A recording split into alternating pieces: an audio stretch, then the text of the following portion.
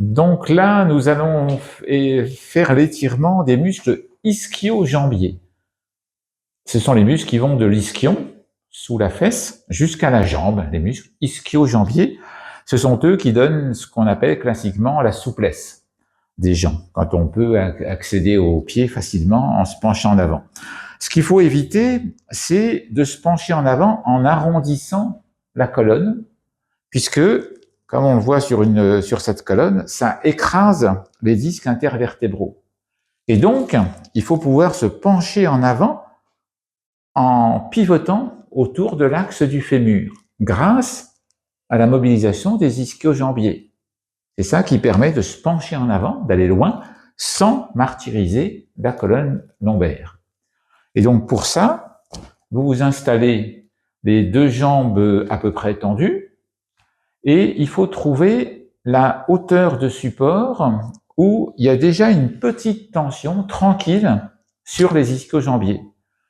Après, vous gardez donc votre colonne protégée, c'est-à-dire légèrement en lordose, enfin je veux dire légèrement cambrée, voilà, le bas de la colonne légèrement cambré, et vous pivotez juste le bassin, il faut trouver le mouvement, c'est juste une bascule du bassin comme ça, le dos reste droit,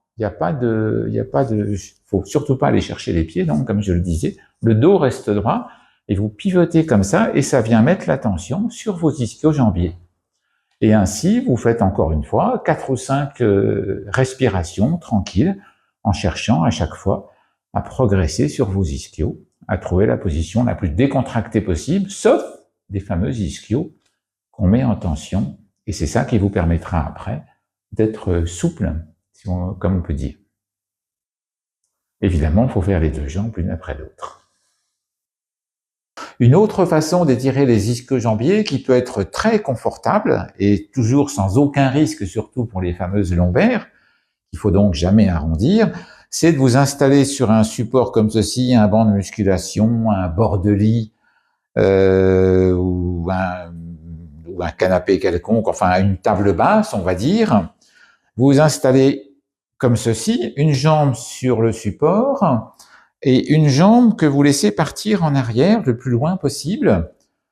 Alors pour ça, il faut trouver la bonne hauteur de support. Bon, ça dépend un peu de la longueur de vos ischio-jambiers au départ.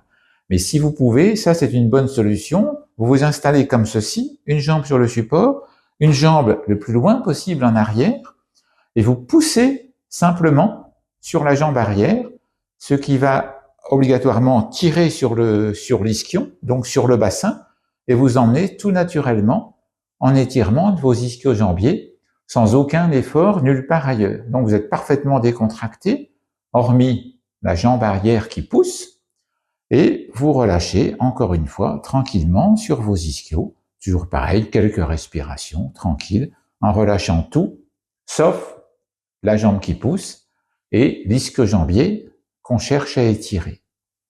Encore une fois, évidemment, on fait les deux jambes l'une après l'autre.